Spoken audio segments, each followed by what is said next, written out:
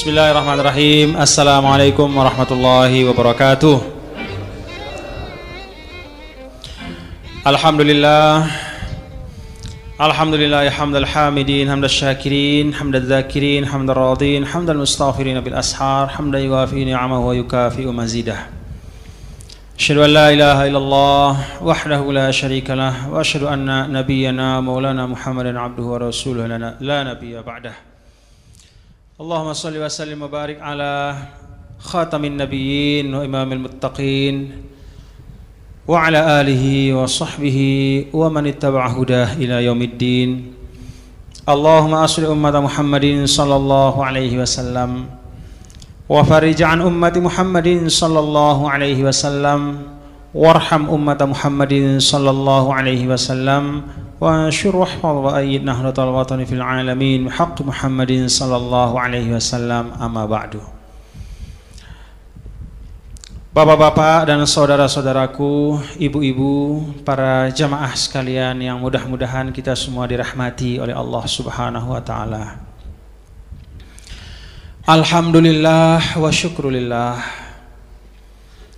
Antara maghrib dan isya, salah satu dari beberapa waktu yang sangat dimuliakan dan diagungkan oleh Allah Subhanahu wa taala.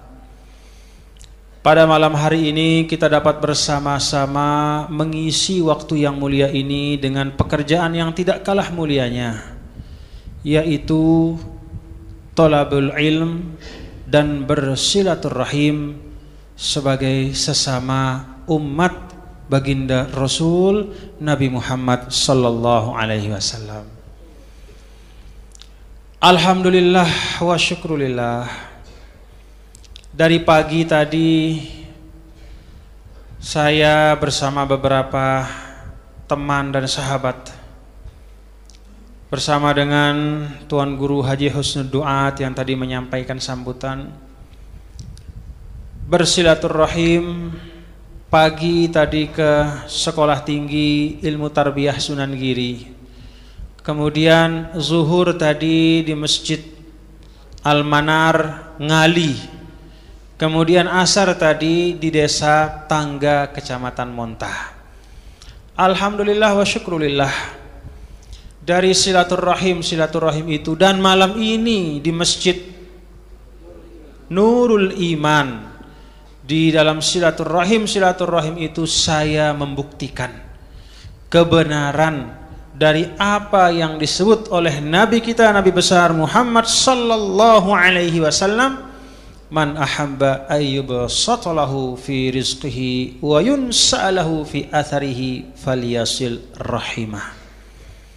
Siapa saja, kata Nabi, yang ingin rezekinya terasa manfaatnya, rezeki dilapangkan oleh Allah Subhanahu wa taala, baik bermakna zahir maupun batin, dan ingin agar umurnya terasa manfaatnya, umurnya terasa panjang, walaupun hanya beberapa jam tapi terasa panjang, bernilai berlipat ganda, maka sambunglah silaturahim, kata Nabi.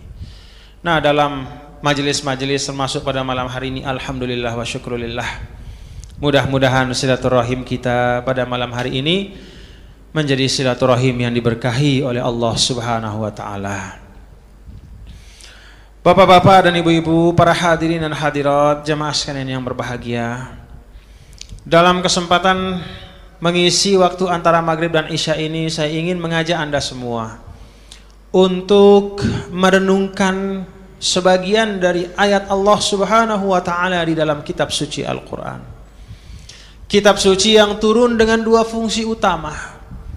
Yang pertama, fungsi Al-Quran itu lil ijaz, sebagai mukjizat Nabi, sehingga semua orang Quraisy, semua orang yang benci kepada Nabi SAW, ketika dihadapkan pada Al-Quran, mereka tidak bisa berbicara apa-apa. Semuanya tunduk, tunduk yang sukarela maupun tunduk yang terpaksa, karena kemukjizatan Al-Quran. Fungsi yang kedua dari diturunkannya kitab suci Al-Quran adalah lihidayatil bashar, untuk menjadi petunjuk dan pedoman bagi kita umat manusia. Semua yang Allah Subhanahu wa taala turunkan melalui Nabi besar Muhammad sallallahu alaihi wasallam. Melalui Nabi disampaikan kepada kita oleh beliau, sampaikan kepada sahabat, dari satu generasi ke generasi berikutnya, para ulama sampai kepada bapak-bapak kita semua. Semua ayat yang ada dalam Al-Quran mengandung makna hidayah kepada manusia. Itu sebabnya Nabi SAW pernah mengatakan, man ja'alal Qur'an amamahu qadahu ilal jannah, wa man ja'alal Qur'an wara'a zahrih saqahu ilan nar. Siapa saja, kata Nabi SAW, menjadikan Al-Quran itu di depannya. Makna di depannya itu bukan ditaruh di depan muka kita itu, bukan kita letakkan di depan kita, tetapi amamahu, artinya kita letakkan Al-Quran itu di depan, jadikan sebagai pedoman, sebagai tuntunan. Qadahu ilal jannah. Tidak perlu repot-repot nanti di akhirat cari mana surga, sebelah kiri apa kanan, depan atau belakang. Al-Quran sendiri yang akan membimbing gerak dan langkah kita masuk ke dalam surga. Orang yang menjadikan Quran sebagai pedomannya dalam kehidupan dunia. Waman ja'alal Qur'an wara'a zahri saqahu ilan nar. Dan siapapun yang menjadikan Quran itu di belakang punggungnya, membelakangi tuntunannya. Al-Quran mengajak untuk, ayo wahai semua manusia umat Nabi Muhammad SAW, kalian semua saudara, fa aslihu baina akhwaikum, maka akurlah kalian dalam hidup di dunia. Hidupnya tidak pernah berhenti dari permusuhan. Itu orang membelakangi Al-Quran. Di dalam Al-Quran Allah Subhanahu wa taala berfirman, la yaskhar qaumun min qaumin asa an yakunu khairan minhum wa la nisa'un min nisa'in asa an yakunna khairan minhunna. Jangan kalian suka merendahkan kelompok yang lain. Laki-laki jangan merendahkan kelompok laki-laki yang lain. Perempuan juga jangan menganggap dirinya lebih baik dari yang lain sambil merendahkan yang lain. Tapi justru itu yang kita lakukan di dunia. Tidak habis-habisnya kita saling menista, saling mengumpat, saling mendusta, saling memfitnah. Itu orang yang membelakangi Al-Quran. Saqahu ilan nar. Di akhirat dia cari mana jalan menuju surga, ingin dia masuk ke dalam surga, tiba-tiba didorong oleh Al-Quran itu terjun ke dalam api neraka. Na'udzubillah min dzalik. Bapak-bapak dan ibu-ibu, para hadirin dan hadirat, jemaah sekalian yang berbahagia, maka di awal kesempatan silaturahim ini saya ajak bapak-bapak dan saudara-saudaraku semua, ayo kita hidupkan Al-Quran. Kita hidupkan Al-Quran dengan menegakkan hak-hak Al-Quran di atas diri kita. Ini ikut ngaji rupanya banyak sekali nih ya. Memang tiap malam begini? Masya Allah. Alhamdulillah. Ini makhluk Allah ya. Makhluk Allah itu kadang-kadang kalau kita sebut tidak berakal, tapi justru pekerjaannya lebih berakal dari manusia. Coba di dalam Al-Quran, wa in min syai'in illa yusabbihu bihamdihi walakin la tafqahuna tasbihahum. Kata Allah, tidak ada apapun di dunia ini kecuali bertasbih kepada Allah. Cuman kita manusia tidak dengar tasbihnya laron ini, tidak dengar tasbihnya tiang masjid ini, tidak dengar tasbihnya pohon-pohon yang ada, tidak dengar tasbihnya makhluk-makhluk Allah. Yang kita anggap tidak berakal ternyata justru lebih dekat kepada Allah, selalu bertasbih tidak putus-putus. Manusia yang nikmatnya luar biasa, dikasih makan 3 kali sehari, makannya enak-enak, rezekinya banyak, ilmunya hebat, teknologinya tinggi, diajak bertasbih kepada Allah, berat hatinya, tidak mau bertasbih. Inna lillahi wa inna ilaihi raji'un. Nah, bapak-bapak dan ibu-ibu, para hadirin dan hadirat jemaah sekalian yang berbahagia, Al-Quranul Karim kita jadikan sebagai pedoman kita dengan menegakkan hak-hak Al-Quran di atas kita. Apa hak-hak Al-Quran kita baca, kemudian tadabbur maknanya kita fahami, kemudian kita amalkan, kemudian kita muhafazah, kita jaga kehormatan Al-Quran. Dengan 4 perkara itu, baca, fahami, amalkan, dan jaga kehormatan Al-Quran, maka insya Allah kita nanti akan menjadi ahlul Quran. Nabi SAW mengatakan ada ahlullah wa khassatuh. Ahlullah wa khassatuh itu artinya orang yang sangat dekat nanti dengan Allah di akhirat. Kalau dapat surga, surganya bukan surga yang sembarangan, tapi surga yang paling mulia. Menjadi kekasih Allah. Siapa itu? Ahlul Quran hum ahlullah wa khassatuh. Yang menjadi kekasih Allah adalah orang yang menjadikan Al-Quran sebagai kekasihnya di dunia. Dia baca, kalau tidak paham bahasa Arab, dia baca terjemahannya. Walaupun hanya satu ayat, tapi dia upayakan untuk diamalkan. Bukanlah termasuk ahli Quran, orang yang hanya pandai baca saja, tetapi tidak pernah mau mengamalkan. Bapak-bapak dan ibu-ibu, para hadirin hadirat sekalian yang berbahagia, di antara tuntunan-tuntunan Al-Quranul Karim, saya ingin mengajak bapak-bapak dan ibu-ibu, saudara-saudaraku sekalian, kita merenungkan sebagian dari firman Allah Subhanahu wa taala di dalam Al-Qur'anul Karim, di mana Allah Subhanahu wa taala menceritakan tentang orang-orang yang digelari oleh Allah sendiri sebagai orang-orang yang cerdas, yang berakal, yang berhati mulia. Orang yang mulia di sisi Allah. Kalau ada manusia dipuji oleh Allah mulia, itu alamat manusia itu benar-benar mulia.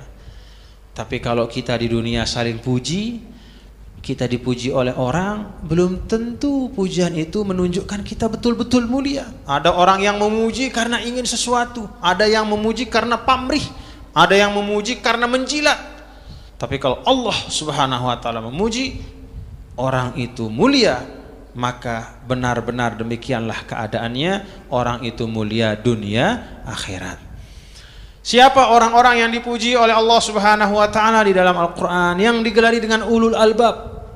Di dalam ayat-ayat ini Allah Subhanahu wa taala berfirman, "Inna fi khalqis samawati wal ard wa ikhtilafil laili wan nahar laayatil liulil albab alladzina yazkurunallaha qiyaman wa qu'udan wa 'ala junubihim wa yatafakkaruna fi khalqis samawati wal ard rabbana ma khalaqta hadza batila subhanaka fakina 'adzaban nar."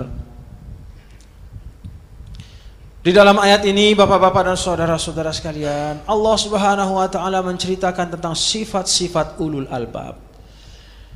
Orang yang termasuk kategori ulul albab pertama, inna fi khalqis samawati wal ardi wa ikhtilafil laili wan nahar laayat. Dia tidak hanya memaknakan perubahan siang dan malam itu hanya sebagai sunnatullah. Sekarang siang, sekarang malam, besok siang, malam siang, malam siang, dia anggap biasa. Oh, ini sunnatullah. Kalau sudah terbit matahari namanya siang, kalau tenggelam matahari namanya malam. Ulul albab bukan hanya orang yang menganggap siang dan malam itu hanya sunnatullah biasa, tetapi ulul albab adalah orang yang menjadikan pergiliran siang dan malam itu sebagai bahan ibrah, mengagungkan dan membesarkan kekuasaan Allah Subhanahu wa taala. Bapak-bapak dan ibu-ibu, para hadirin dan hadirat jemaah sekalian yang berbahagia, kitab Allah itu kata ulama ada dua. Yang pertama kitabullah al-maqru', yang kedua kitabullah al-manzur. Kitabullah al-maqru' artinya kitab Allah yang dibaca. Apa itu? Al-Quran. Kitabullah al-manzur, kitab Allah yang dihamparkan, yang kita lihat setiap hari. Apa itu? Semua bumi Allah dan segala isinya. Al-Quran bahan kita untuk ibrah, belajar, mengambil faedah, hikmah dan pengetahuan. Demikian pula dari semua ciptaan Allah Subhanahu wa taala. Bumi, langit, pergiliran siang, malam, bahkan keberadaan manusia. Wa fi anfusikum wa fil ardi ayatul lil muqinin wa fi anfusikum afala tubsirun. Allah mengatakan di dunia ini Allah menghamparkan tanda kuasanya banyak sekali, siang dan malam. Bagaimana Allah menghamparkan bumi yang demikian indah, zalulan, bumi ini dijadikan rata sehingga kita bisa hidup. Kalau semua bumi ini terdiri dari gunung, bagaimana kita bisa hidup? rata sehingga kita bisa buat kota seperti kota Bima, ada bagian yang rata sehingga bisa kita diami. Kalau semua bumi ini terdiri dari gunung atau terdiri dari sungai atau semua isinya laut, tidak akan bisa hidup tenang manusia. Tanda kekuasaan Allah. Banyak-banyak bersyukur. Alhamdulillahirabbil alamin. Wa fi anfusikum. Kemudian Allah mengatakan, kalaupun kamu tidak mau melihat tanda kekuasaan di luar dirimu, maka lihatlah dirimu sendiri. Di dalam diri kita ini penuh tanda kekuasaan Allah. Mata kita betul jumlahnya hanya 2, tetapi diletakkan dalam posisi yang terbaik dengan fungsi yang paling sempurna. Tidak bisa kita bayangkan kalau mata kita di pantat tempatnya, bapak-bapak, ibu-ibu. Bagaimana kita bisa tenang hidup? Mulut ini juga diletakkan di depan. Kalau mulut di punggung, bagaimana kita bisa makan? Hidung kita dihadapkan ke bawah. Kalau hadap atas, bagaimana susahnya setiap kali hujan. Kita tutup hidung kita supaya tidak masuk air hujan. Telinga juga dibentuk dalam bentuk yang terbaik sehingga tidak semua kotoran bisa masuk ke dalam telinga. Kalau telinga itu dibuat cuman lobang saja, semua ini laron-laron masuk, segala macam kotoran masuk. Tapi diciptakan dalam bentuk yang terbaik. Kemaluan ditaruh di tempat yang paling tersembunyi. Kalau di sini ditaruh kemaluan kita, innalillahi wa inna ilaihi raji'un. Itu sebabnya Allah mengatakan, wa fi anfusikum. Lihatlah pada dirimu, afala tubsirun. Tidakkah kamu melihat tanda kekuasaan Allah? Maka bapak-bapak dan ibu-ibu, para hadirin dan hadirat jemaah sekalian yang berbahagia, kita sebagai hamba Allah, manusia yang diciptakan oleh Allah Subhanahu wa taala dalam bentuk yang paling mulia seperti ini, jangan kita sia-siakan kemuliaan kita. Dalam Al-Qur'an Allah berfirman, "Wa laqad karramna bani Adam." Sungguh kami betul-betul memuliakan anak cucu Adam. Apa kemuliaan yang diberikan oleh Allah Subhanahu wa taala kepada kita? Ulama mengatakan kemuliaan itu ada 2. Pertama at-takrimu zahir, dan yang kedua al-karamatul zahirah, dan kedua al-karamatul batinah. Kemuliaan zahir, bentuk yang paling bagus. Manusia bentuknya kakinya cuma 2, tapi kalah hewan yang kakinya 1000 dengan manusia. Manusia badannya kecil, tapi hewan yang besar seperti gajah bisa ditundukkan oleh manusia. Yang kedua al-karamatul batinah, kemuliaan batin, kemuliaan maknawi. Apa kemuliaan batin itu? Itulah keimanan kepada Allah. Orang yang mulia zahirnya, manusia yang mulia zahirnya bagus, gagah, berpangkat, berjabatan, punya uang banyak, tapi kalau tidak punya karamah batinah, hatinya kosong melompong dari iman kepada Allah. Hatinya kosong dari keyakinan kepada Allah Subhanahu wa taala. Tidak kenal dengan Allah, tidak kenal ajaran agama, walaupun dia mulia zahirnya, tapi batinnya hilang kemuliaannya, maka tidak ada harga, tidak ada kemuliaannya di sisi Allah Subhanahu wa taala. Bapak-bapak dan ibu-ibu, para hadirin dan hadirat jemaah sekalian yang berbahagia, dalam ayat berikutnya Allah Subhanahu wa taala berfirman, alladzina yadhkurunallaha qiyaman wa qu'udan wa 'ala junubihim. Siapa ulul albab itu? Orang yang senantiasa ingat kepada Allah. Bangun, duduk, berbaring, kata Allah, selalu ingat kepada Allah. Bapak-bapak dan ibu-ibu, saudara-saudara sekalian yang berbahagia, kalau kita lihat cerita-cerita, kisah-kisah di dalam Al-Quran, kisah bagaimana seorang makhluk yang sangat mulia, yang telah menyembah Allah selama 50.000 tahun, makhluk yang paling alim, ilmunya paling banyak, ibadahnya juga paling lama, yang namanya iblis, jatuh ke dalam kehinaan karena lupa diri kepada nikmat Allah. Lupa diri itu penyakit yang paling cepat menjatuhkan manusia. Resep Tidak perlu kita bayar, keluarkan uang, tebus di apotik. Obat yang paling manjur, mujarab, supaya kita tidak lupa diri, banyak-banyak ingat kepada Allah. Iblis dulu hebatnya tidak ampun-ampun, bapak-bapak, ibu-ibu. Tidak ada yang menyaingi yang namanya iblis. Kehebatannya, kecerdasannya, kealimannya, kesolehannya, pengabdiannya kepada Allah. Tapi karena demikian banyak nikmat itu, dia lupa diri. Ketika diperintah oleh Allah, apa katanya? Kenapa saya yang dibuat dari api disuruh sujud kepada Adam yang dibuat dari tanah? Bukankah api itu membakar sifatnya? Api itu lebih hebat penampakannya dibanding tanah yang diinjak, yang hina. Dia tidak mau menuruti perintah Allah. Maka digelarilah asyaiton ar-rajim. A'udzubillahi minasyaitonir rajim. Saat itu mulai digelari syaitan itu ar-rajim. Apa arti rajim itu? Yang dilempar, yang dibuang jauh-jauh, yang terlempar dari rahmat Allah. Kenapa? Karena dia lupa diri. Dapat nikmat bukannya melahirkan ketaatan, bukannya ikut perintah, membangkang kepada Allah Subhanahu wa ta'ala. Na'udzubillah min zalik. Maka bapak-bapak dan saudara-saudara sekalian, hidup kita ini ibarat watilkal ayyam nudawiluha bainan nas, kata ini dalam Al-Quran. Ibarat roda yang berputar.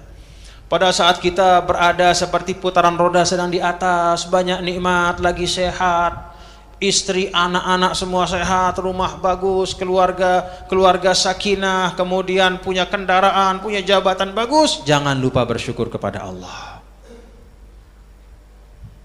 Bahkan saat-saat kita bergelimang nikmat, saat itulah kita lebih mendekatkan diri kepada Allah Subhanahu wa ta'ala.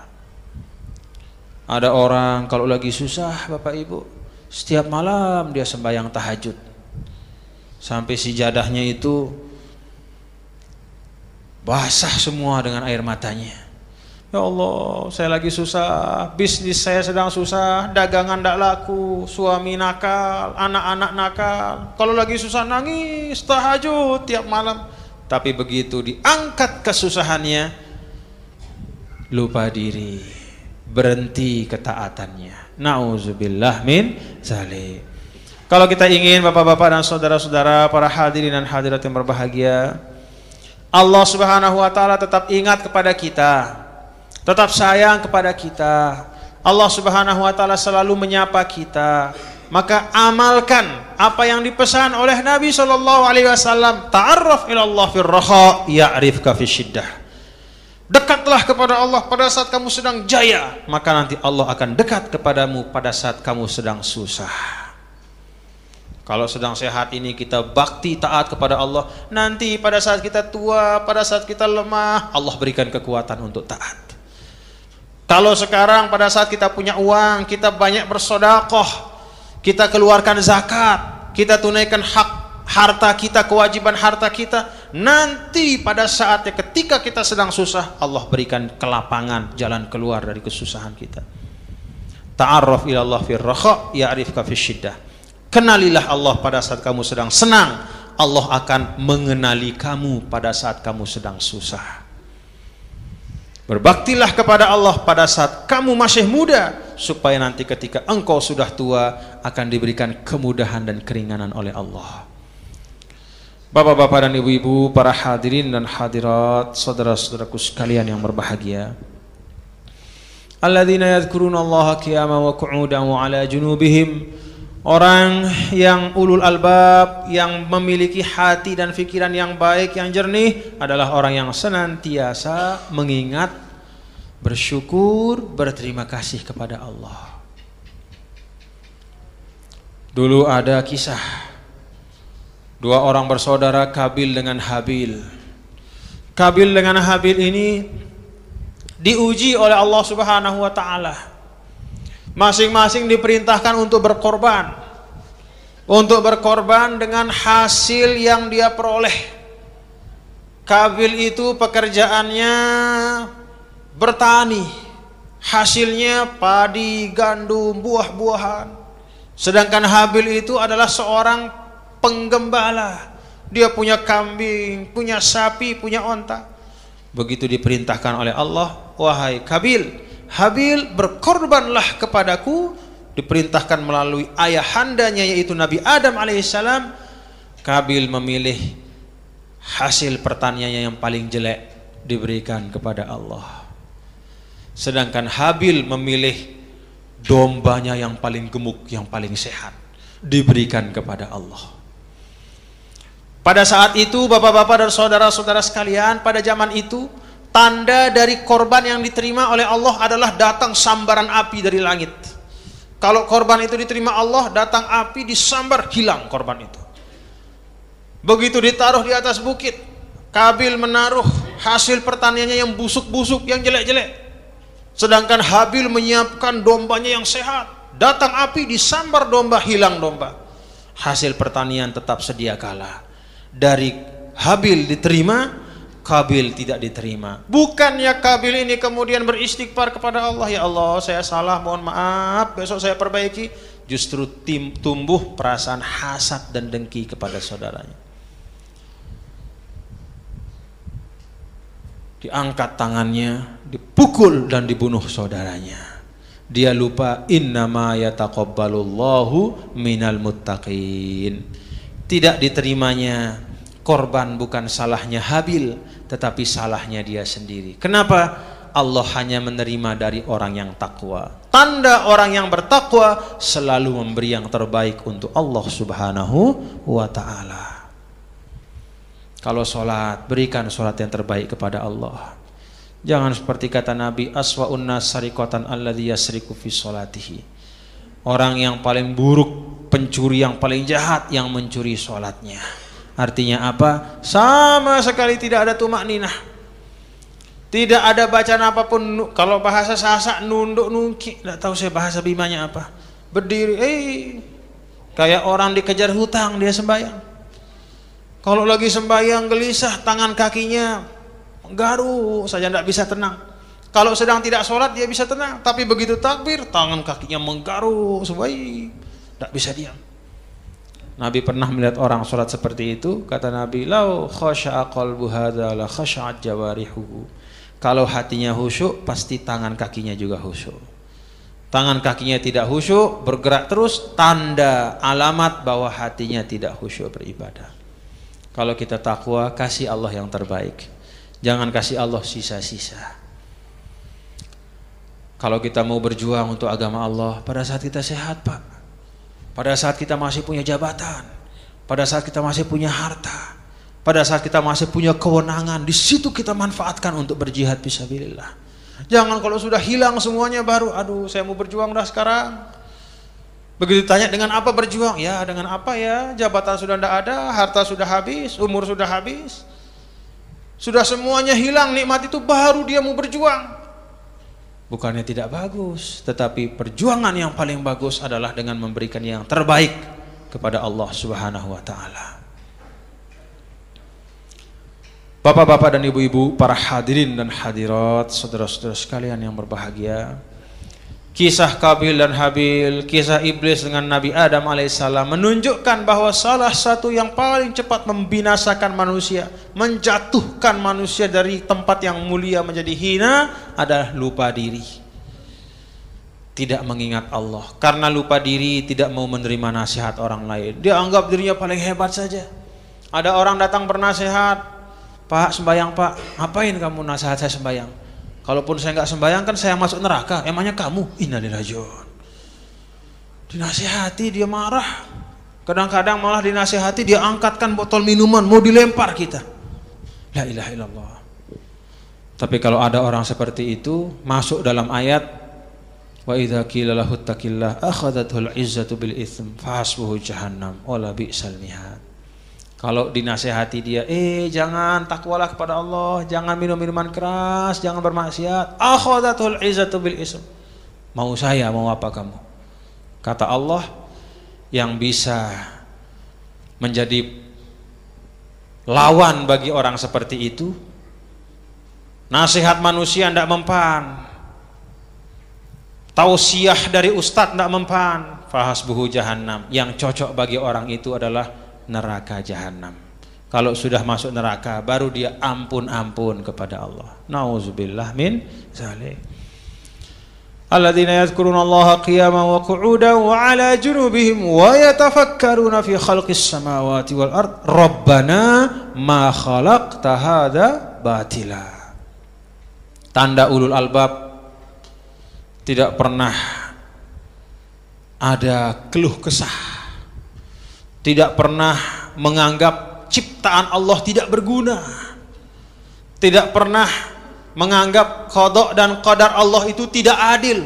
Selalu dia berucap subhanaka ma khalaqta hadza batila, subhanaka faqina azabannar. Maha suci Engkau ya Allah. Kalaupun ada kemudaratan sampai kepada saya, kemudaratan itu adalah akibat dari tangan, kaki dan perbuatan saya. Bukankah Engkaulah yang berfirman zaharul fasadul fil barri wal bahri bima kasabat aydin nas. Banjir datang, betul, Allah yang mentakdirkan banjir, tapi peran manusia ada. Hutan semua digunduli, tidak bertanggung jawab penjaga bumi Allah dengan